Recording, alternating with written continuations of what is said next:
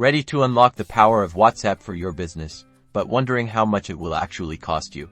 Let's dive into Wati's pricing structure and break down the subscription plans, included features, and any potential extra costs. First things first, head over to Wati.io, that's Wati.io, and navigate to their pricing page. You'll typically find a tiered pricing model, such as Standard, Professional, and Enterprise. Each tier offers a different set of features and limitations, so it's crucial to compare them carefully to find the best fit for your business needs. One of the key differences between the plans is usually the number of agents or users included. Consider how many team members need access to Wati to manage your WhatsApp communications. Plans often charge per agent, so exceeding the limit will result in additional costs. Next, pay attention to the features included in each plan. Do you need advanced automation like chatbots or specific integrations with your CRM or other business tools? These can significantly impact your choice. Be sure to read the fine print. Some plans might have limitations on the number of messages you can send per month. Exceeding those limits can incur extra charges,